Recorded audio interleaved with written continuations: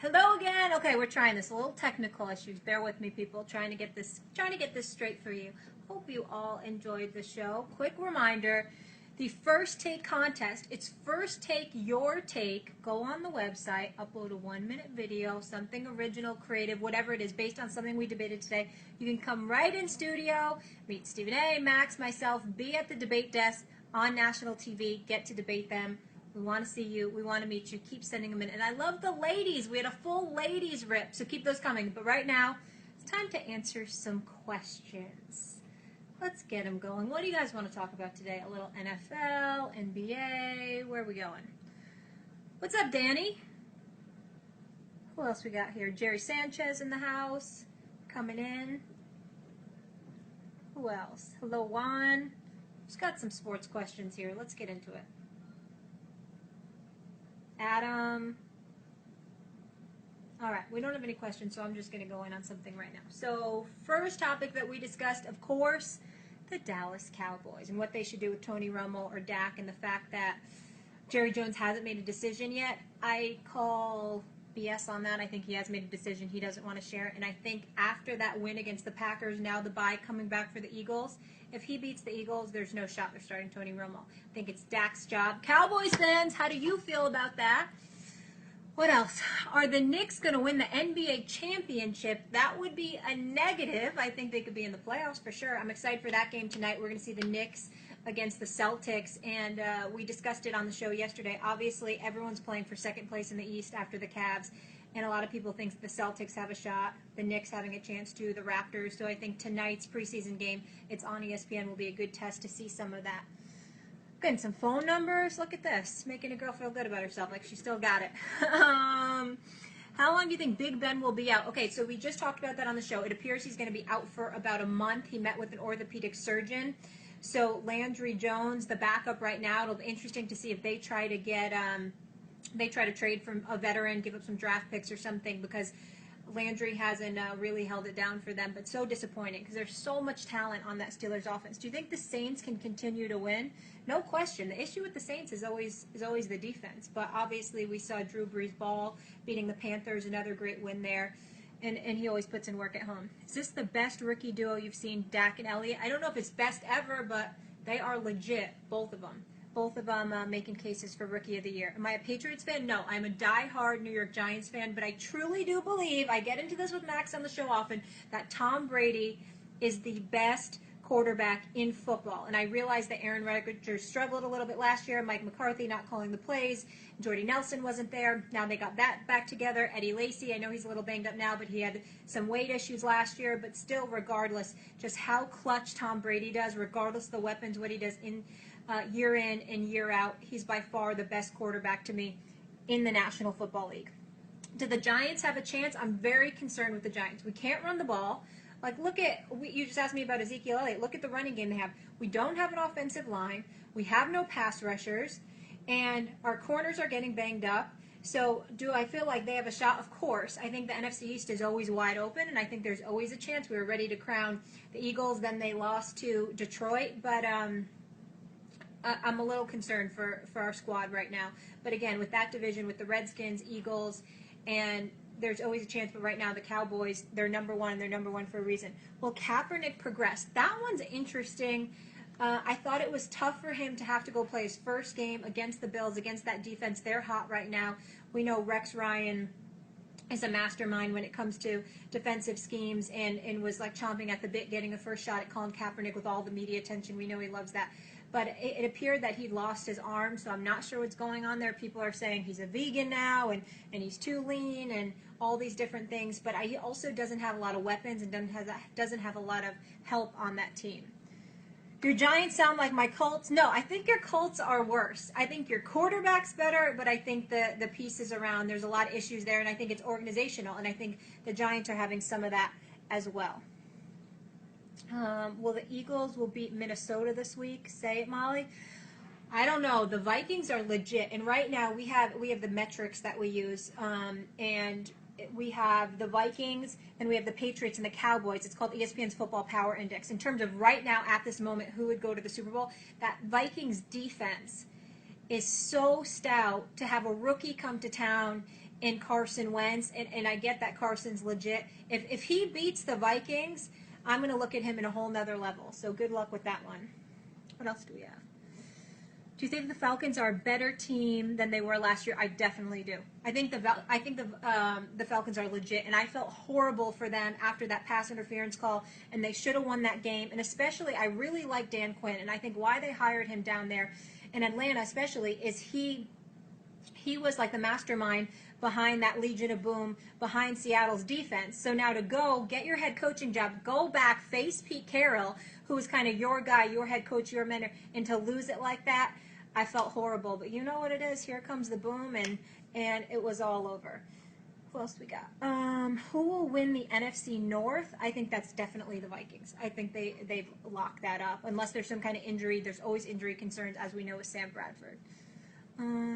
Will the Bengals make the playoffs? You know what I'm thinking about with the Bengals? Obviously, there was the issue. We announced it on the show that Vontaze Burfict, he was fined $75,000. He's not suspended. He's appealing that for the hit. And people talk about the team being undisciplined and how they lost that game last year when the stakes were high because of their penalties and because of their undisciplined play, and everyone was calling for their coach's job, etc. But they lost Hugh Jackson, who's one of the best offensive coordinators in the game. And I think they really are taking a hit this year because of that and not moving the ball the same. I mean, I thought early on in that New England game that they were starting to come back together, and then obviously we saw how that score ended up. Are the Panthers, that one I don't understand. Because going into the season last year, I said, Cam Newton has no weapons. How's he going to do anything when Kelvin Benjamin was banged up and he really just had Ted Ginn Jr.? Then he gets him back. But it seems like a lot of the issues are on the defensive side of the ball. Obviously, they lost Josh Norman, and we know that contributes to it. But could he be that much of a difference maker that they could have dropped off so much? So that one, I don't really understand what's going on there. But I do know that Cam is arguably one of the best quarterbacks in the league, and they'll turn it around. Let's get one last here. Is Johnny Manziel ever going to play football again? I feel this way about Johnny Manziel or any other athlete that's dealing, or any person dealing with any kind of demons, whether it's substance abuse issues or anything. I have sympathy for him, and I know how hard it is to overcome those kind of addictions and how real it is. But I think the first thing for him is I just want to see him get healthy. He started to have some allegations towards domestic violence. And there's a lot going on there, and he really needs to just get healthy mentally before I can even think about him on a football field. But you would hate to hear a guy with that much potential, at least in college, that much talent, just kind of throw his career away. But it appeared that, and this is why I think it was more of a substance issue, than it appeared that he loved partying more than the football field. So everybody, thank you so much for hanging with us. Facebook Live, Facebook fans, again, please send in your videos for a contest. We want to see you guys come to Bristol, Connecticut, hang out with us, debate the guys. It'll be fun. FirstTakeYourTake.com. I'm going to be doing these every Wednesday. Who wants the shout out? Bill Walls, what's up? How you doing? All right. So we will see you guys all tomorrow, 10 a.m. Eastern, Monday through Friday. First Take. Check us out. And check me out on Facebook. I have my own page, Twitter page, and Instagram as well. We love you. Keep watching. Thank you so much. Keep sending in the questions so we can make sure to get to them. And sorry about the technical glitches earlier. I'm really getting behind in technology in my old age. Bye-bye. All right. What's going on, everybody? So this is what we do once a week. What are we calling this, Scott? Scott, what are we calling this? Max on Facebook? Max on Facebook Live? With Molly and Stephen A? Or What are the young kids calling this nowadays? Working title. Anyway, you know, we're very excited about everything that's going on at First Take, including and maybe especially the viewer contest. You can go to FirstTakeYourTake.com and give us your best take. See what you got. If you really want it with Stephen A. and me. I mean, Stephen A., at least it's I know I make it look easy. It ain't easy. I make it look that way, but for you, it's not going to be that easy. But listen, Stephen A. already told you how to do this. You listen to our debates. You know, you see what you agree with, disagree with, and you go at it. Keep it topical. Keep it current. Come at us. And we'll see what you got. All right, here we go. Now the questions are rolling in. Hey, Max. Well, that's a profound question. Let me just say, hey. No, I'm not going to read that. Will the Jaguars win the AFC South? I thought they had a hell of a shot before the season started. Now I'm not so sure. Max is the GOAT. Clearly. Are the Giants playoff bound? Yes, I'm going to say yes. How you like that? What's up? First take. Well, what's up, someone whose name is already gone? Max, you cool and all, but where's Molly? Yes, that's the question everyone really wants to know, apparently. Andrew James wants a shout-out. There it is. There's Molly. Come on, Molly. Come over here. I got to do this all by myself? Yeah, they want to. Will the Cowboys win the NFC East?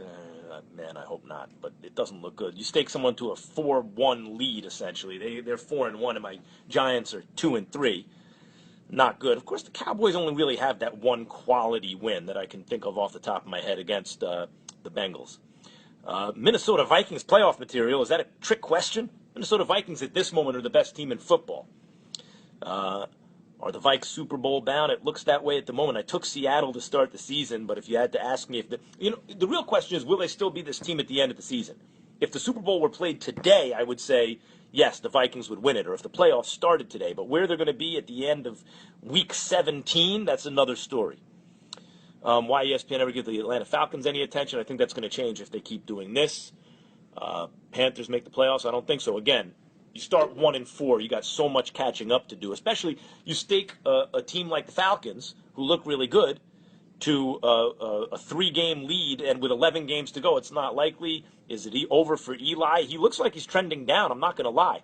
Eli, he's played a fine quarterback this year so far, but if he would have played an outstanding quarterback, and he's done that some years, the Giants are 4-1 right now. Do the Thunder make the playoffs? I think they do. Floyd ever going to fight again? Yes, because someone's going to make him an 8-figure offer, and you'd have to be crazy to turn it down. Well, he already has all the money in the world. Okay, you turn down $100 million plus. That, by the way, that's the paradox. Not the paradox. There's a better word for it, but that's the trap of being a great fighter. I'm going to take a pause from answering these questions to explain this for a second. If I were to ask any one of you, would you fight Vladimir Klitschko or Tyson Fury, some big heavyweight, for $1 million? Who's going to say no to that? And you're not a professional fighter, and you're not as big as Vladimir Klitschko, but you do it for $1 million. I get knocked down, get my $1 million.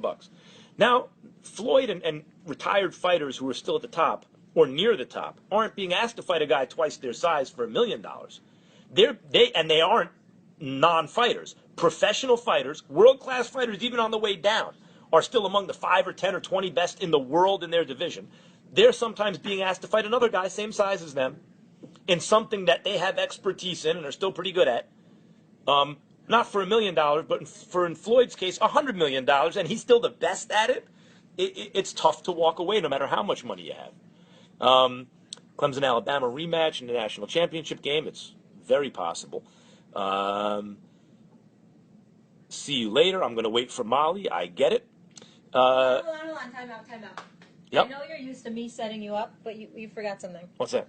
I thought you were going to talk about Lil Wayne. I'd love to talk about Lil Wayne. Lil Wayne...